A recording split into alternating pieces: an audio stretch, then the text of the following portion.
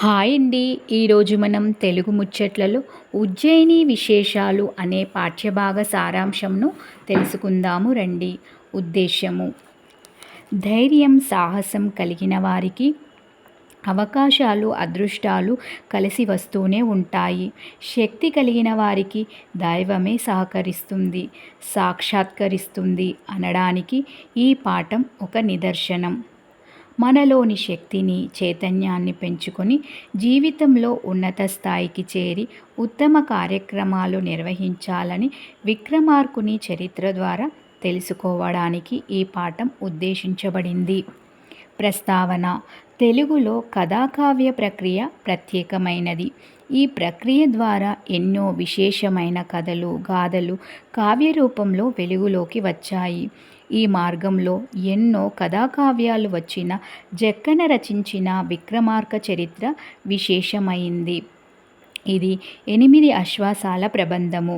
ఈ గ్రంథంలో 1519 గద్య పద్యాలు ఉన్నాయి. ఈ కావ్యం వెన్నెలకంటి సిద్ధయ్య మంత్రికి అంకితం ఇవ్వబడింది.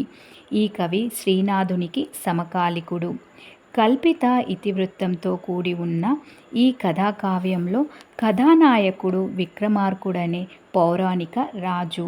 దేవి అనుగ్రహంతో పాటు అనుగ్రహ శక్తులను పొందిన విక్రమార్కుడు వాటి సహాయంతో చేసిన సాహసకృత్యాలను, అతని ఔదార్యాన్ని ప్రతిబింబించే చిత్ర విచిత్ర కథలను ఇది వివరిస్తుంది. దీనిలో వీర అద్భుత రసాలు పోషింపబడినాయి. పాఠ్యభాగ నేపథ్యము: ప్రాచీన తెలుగు కథాకావ్యాలలో విక్రమార్క చరిత్రము ఒక విలక్షణమైన కావ్యము. సంస్కృతంలోని విక్రమార్క చరితం, బేతాళ పంచవింశతి వంటివి ఈ కావ్యానికి మూలంగా కొంతమేరకు భావించవచ్చు. అంతేగాక గుణాఢ్యుని బృహత్కథ, కథా సరిత్సాగరంలో కూడా ఈ కావ్యంలో కొన్ని సన్నివేశాలు కనబడతాయి. జక్కన దీనిని ఓ స్వతంత్ర కావ్యంగా మలిచాడు. ఇది 8 ఆశ్వాసాలతో దాదాపు 1500కు పైబడిన గద్య పద్యాలతో విస్తరించినది. ఇందు విక్రమార్కుని ఔదార్యం, పరాక్రమం, ధర్మబుద్ధి మున్నగు సద్గుణాలకు సంబంధించిన పలు కథలున్నాయి. చంద్రగుప్తుడు అనే రాజు పూర్వము చంద్రపురిని రాజధానిగా చేసుకొని పరిపాలిస్తుండేవాడు. ఆయనకు మదనరేఖతో పాటు మరో 3 భార్యలు. ఆయన సంతానమే వరరుచి విక్రమార్కుడు. భట్టి, భర్తృహరి అనువారలు. వీరిలో వరరుచి వ్యాకరణవేత్త, భర్తృహరి విరాగి అయి సుభాషిత త్రిశతిని రాసినవాడు. విక్రమార్కుడు మరియు భట్టి రాజ్య వ్యవహారాలలో మునిగిపోవుట మొదలైన వృత్తాంతాలు ఈ కావ్యంలో వర్ణితమైనాయి. ప్రథమాశ్వాసంలో విక్రమార్కుని జన్మ వృత్తాంతంతో పాటు మధురాపుర వర్ణనము, మదనరేఖ వృత్తాంతం, చంద్రగుప్తుని వివాహం, విక్రమాదుల జననం, శ్రీశైల మహత్యం మున్నగు వృత్తాంతాలు ఉన్నాయి. ప్రస్తుత పాఠ్యభాగం ద్వితీయాశ్వాసంలోని 41వ పద్యం నుండి 98వ పద్యం వరకు మన పఠనానికి ఉద్దేశింపబడినది. విక్రమార్కునకు కంద మణి పాత్రాదులను అద్భుత వస్తువులు లభించిన వృత్తాంతము, అతడు బ్రహ్మసభలో ప్రవేశించుట, బ్రహ్మ నుండి బ్రహ్మాస్త్రమును పొందట వర్ణితమైనవి. ప్రస్తుత పాఠ్యభాగం విక్రమార్కుడు సోదరుడైన భట్టికి ఉజ్జయిని విశేషాలు తెలుపుటతో ప్రారంభమయ్యింది. పాఠ్యభాగ సారాంశము: విక్రమార్కుడు తన సోదరుడైన భట్టికి ఉజ్జయిని పట్టణ విశేషాలు, తాను బ్రాహ్మణుని నుండి వినినవి తెలపటంతో ప్రస్తుత పాఠ్యభాగం ప్రారంభమవుతుంది. ఉజ్జయిని ఒక భవ్యమైన పట్టణం. దాని మహిమలు వర్ణించడానికి మాటలు చాలవు. ఎల్లవేళ పరమేశ్వరుడు మహాకాలుడను పేర ఆ నగరంలో వెలుగొందుతుంటాడు. ఈ పట్టణంలో దాదాపు 1,000,000 శివలింగాలు ఉన్నాయి. ఈ కలియుగంలో ఉజ్జయిని అను పేరుతో పిలువబడుతున్న ఈ పట్టణానికి గత యుగాల్లో అవంతికాపురమని పేరుండేది. ఈ పట్టణంలోనే అంబిక మహాకాళి రూపంలో వెలసియుంది. అయోధ్య, మధుర, మాయ అనగా హరిద్వారము, కాశీ, కంచి, అవంతిక, ద్వారావతి అనే సప్తమోక్షపురాలలో అవంతికయే నేటి ఉజ్జయిని. భక్తజనులను ఆముష్కికమును ప్రసాదించే పుణ్యస్థలి ఉజ్జయిని. ఓ తమ్ముడా, ఇక్కడి మహాకాళి మందిర ప్రాంగణంలో అగాధమైన అనగా లోతైన ఒక నీటి కొలను ఉంది. ఆ కొలను ఒడ్డున దివ్య మహిమలు గల ఒక మర్రి చెట్టు ఉంది. ఆ మర్రి చెట్టు కొమ్మకు ఒక ఉట్టి వేలాడుతూ ఉంటుంది. ఈ ఉట్టికి 5 చేర్లు ఉన్నాయి. ఆ ఉట్టికి సరిగ్గా కింది భాగాన గల కొలను మధ్యలో ఒక ఉగ్రమైన శూలం అనగా త్రిశూలం నాటబడి ఉంది. ఎవరైతే ఆ ఉట్టి చేర్లను తెగగోసి కిందనున్న ఉగ్రశూలాగ్రముపై పడబోతున్నాడో వాడు సకల సామ్రాజ్య వైభవంతో ఈ ఉజ్జయిని పట్టణానికి ఏలిక అనగా రాజు అవుతాడన్న విషయం అక్కడి శిలాఫలకంపై రాసియుందని మాటల సందర్భంలో అక్కడి బ్రాహ్మణుడు ఒకడు నాకు చెప్పాడు. అయితే విచిత్రం ఏమిటంటే ఆ ఉట్టి చేర్లలో ఒకదానిని కోసి రెండో దానిని కోయ ప్రయత్నించగానే మొదటి చేరు అతికి యథారూపానికి వస్తుందట.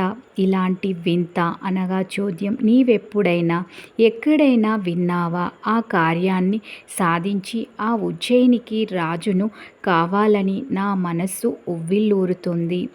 కానీ ఎలా సాధ్యమవుతుందా అని ఆలోచిస్తున్నాను అన్నాడు.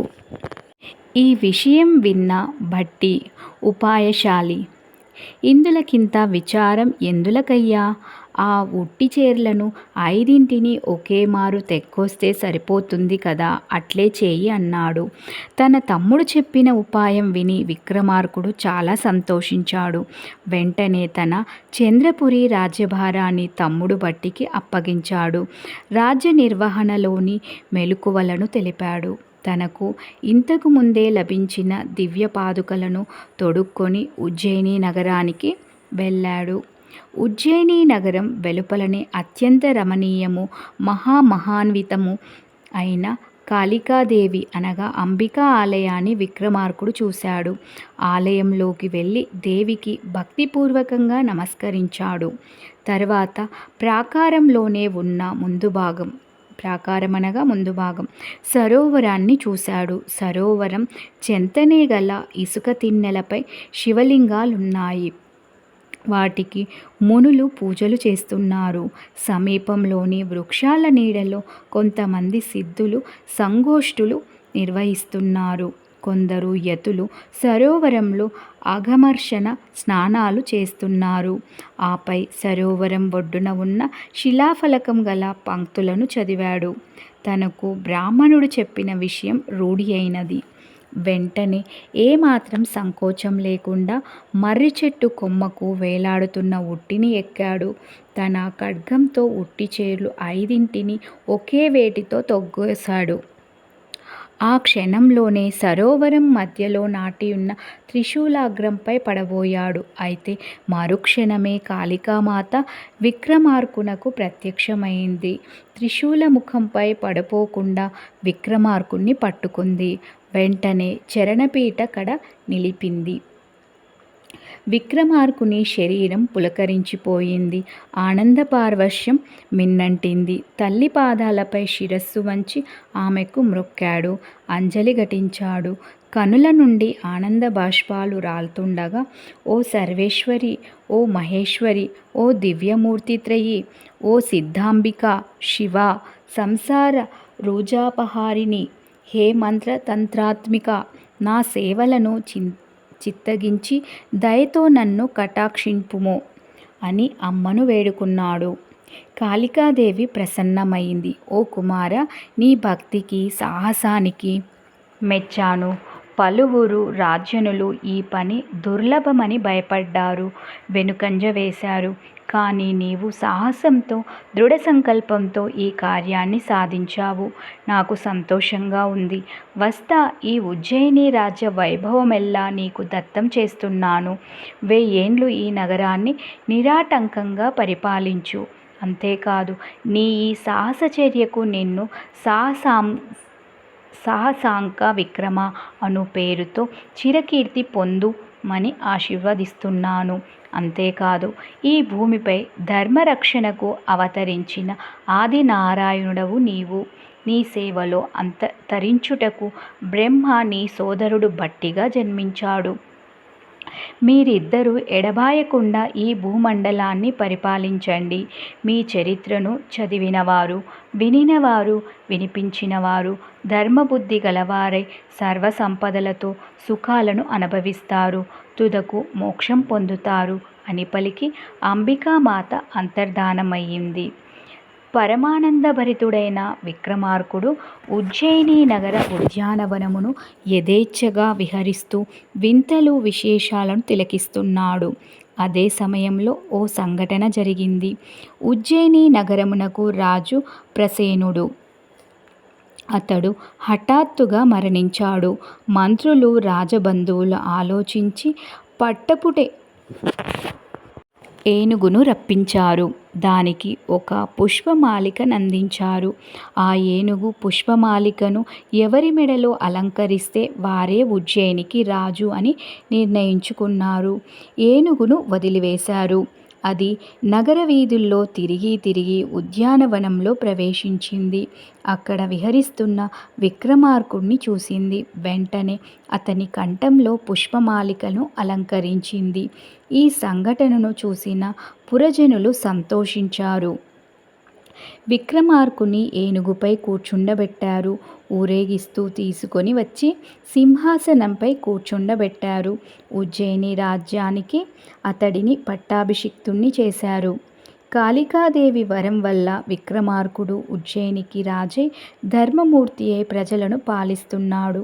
భరతుడు, పరశురాముడు, రంతిదేవుడు, శ్రీరాముడు, యాయాతి, పృథ్వీ, భగీరథుడు, హరిశ్చంద్రుడు మొదలగు ప్రభువులను ఆదర్శంగా తీసుకొని ఖ్యాతినిగాంచాడు. దాన ధర్మాలతో సాహస పరాక్రమాలతో ప్రకాశిస్తూ తనకు సాటి అయిన వారు ఈ భూమండలంలో లేరని కీర్తి ప్రతిష్టలను మూటకట్టుకున్నాడు. అతడు శత్రువుల గుండెల్లో నిద్రించాడు. అతని ఔదార్యం, సాహసం, కీర్తి చంద్రికలు ముల్లోకాలకు వ్యాపించాయి. ఈ తరుణంలోనే స్వర్గాధిపతి ఇంద్రుని రథసారథి మాతలి దివ్యరథంలో ఉజ్జయినికి వచ్చి విక్రమార్కునికి నమస్కరించాడు. మాతలికి స్వాగతం పలికిన విక్రమాదిత్యుడు అతని రాకకు కారణమడిగాడు. అప్పుడు మాతలి, ఓ రాజా, ఇంద్రసభలోని రంభ ఊర్వశులనే నాట్యకత్తెలతో ఎవరు నాట్యంలో అధికులన్న మీమాంస సభాసదులకు వచ్చింది. ఇంద్రునితో సహా సభలోని వారెవ్వరూ ఈ విషయాన్ని చెప్పలేకపోయారు. ఇందుకు మీరు సమర్థులని గుర్తించిన దేవేంద్రుడు మిమ్ము స్వర్గమునకు తోడుకొని రమ్మని నన్ను పంపాడు. ఈ రథం ఎక్కే భాగ్యం సాధారణంగా ఎవరికీ లభించదు. నీకు నేడు లభించినది. ఈ దివ్య రథాన్ని అధిరోహించండి, దేవలోకానికి వెళ్దాము అన్నాడు. అప్పుడు విక్రమార్కుడు మాతలితో, అవును, ఈ రథం విశ్వకర్మ తన తపోమహిమచే నిర్మించిందని విన్నాను. ఆ రథాన్ని అధిరోహించిన ఇంద్రుడు రాక్షస వీరులనెందరినో సంహరించాడని, ముక్కోటి దేవతలు ఈ రథాన్ని ఆరాధిస్తారని, ఇది అత్యంత వేగంగా పయనించే శక్తి గలదని కూడా విన్నాను.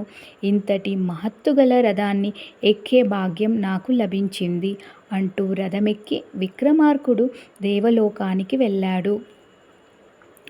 స్వర్గంలోని మానవ మాతృలకు ప్రవేశముండదు. ఎంతో పుణ్యం చేసుకున్న వారికి మాత్రమే స్వర్గ ప్రవేశానికి అనుమతి లభిస్తుంది. స్వర్గంలో అడుగుపెట్టిన అక్కడి భవనాలు, ఉద్యానవనాలను, అందమైన దృశ్యాలను చూసి పరవశించిపోయాడు. ఉద్యానవనం అశోకంలో తిరుగాడాడు. పిల్లగాలుల స్పర్శను, పుష్పాల తావును అనుభవించాడు. ఆ తర్వాత కన్నుల విందు చేసే ఇంద్రుని సభాభవనంలోకి అడుగుపెట్టాడు. ఇంద్రుడు సవినయంగా సింహాసనం నుండి దిగివచ్చి విక్రమార్కునికి స్వాగతం పలికాడు. తన సరసన సింహాసనంపై కూర్చుండబెట్టుకున్నాడు, గౌరవించాడు. వారిరువురు సుఖాసీనులై మాట ముచ్చట అంటే కుశలములు పంచుకున్నారు. అంత నారదుడు సభలో ప్రవేశించాడు. విక్రమార్కునితో, ఓ రాజా, రంభ ఊర్వశులు ఎవరికి వారు తామే నాట్యంలో గొప్పవారని విర్రవీగుతున్నారు. వారి నటనా చాతుర్యాన్ని పరిశీలించి ఎవరి అధికులో నిర్ణయించవలసి ఉంది. ఇందుకు నీవు మాత్రమే సమర్థుడవు. అందుకే నిన్ను ఇచటికి రప్పించాడు అని చెప్పాడు. వెంటనే దేవేంద్రుడు రంభ ఊర్వశిని సభకు రప్పించాడు. వారిని నాట్యం చేయమని ఆజ్ఞాపించాడు. అప్పుడు ఆ ఇరువురు అప్సరసలు 4 వేదాలైన వాద్యాలకు గానానికి అనుగుణంగా నాట్యానికి సన్నద్ధమయ్యారు. మొదటగా రంభ అతిలోక సౌందర్యవతి తన అందచందాలను ఒలకబోస్తూ సభలోని వారందరూ శభాష్ శభాష్ అంటుండగా అద్భుతంగా తన నాట్యాన్ని ప్రదర్శించింది. ఆ వెంటనే ఊర్వశి నాట్య విధాతి దేవత ప్రత్యక్షమైనదా అన్నట్లు భరతుని నాట్యశాస్త్ర సంప్రదాయాలకనుగుణంగా ఆ నాట్యం చేత సభలోని వారందరినీ మెప్పించింది. సభికులు కరతాళ ధ్వనులు చేశారు. వీరిద్దరి నాట్య కౌశలాన్ని, ప్రదర్శనా తీరును విక్రమార్కుడు నిశితంగా పరిశీలించాడు. నటనలో తనను మించిన వారెవ్వరూ లేరన్న అహంకారంతో శాస్త్ర పద్ధతిని అనుసరించక రంభ తన ఇష్టారీతిన నాట్యమాడింది. ఇందుకు భిన్నంగా శాస్త్ర పద్ధతిని ఉల్లంఘించక నేత్రపర్వం కలిగిస్తూ ఊర్వశి తన నాట్య ప్రదర్శనను కొనసాగించింది. నా అభిప్రాయాన్ననుసరించి వీరిరువురిలో ఊర్వశిదే పైచేయి అని విక్రమార్కుడు తీర్పు చెప్పాడు. విక్రమార్కుని తీర్పు అతడి వివేకానికి, విద్వత్తుకు ఉదాహరణమని అందరూ సంతోషించారు, ప్రవచించారు. దేవేంద్రుడు దివ్యభూషణములు, మణులు మున్నగునవి ఇచ్చి విక్రమార్కుణ్ణి ఘనంగా సత్కరించాడు. ఈ సందర్భంలోనే దేవేంద్రుడు 32 సాలభంజికలతో అలంకృతమై సర్వమంగళప్రదమైన ఒక దివ్య సింహాసనాన్ని విక్రమార్కునకు బహూకరించాడు.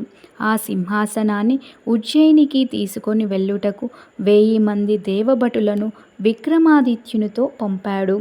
దేవేంద్రుడు చేసిన సకల మర్యాదలకు కృతజ్ఞుడై విక్రమార్కుడు తిరిగి ఉజ్జయినికి చేరాడు. స్థూలంగా ఇది పాఠ్యభాగ సారాంశము. సమాప్తం.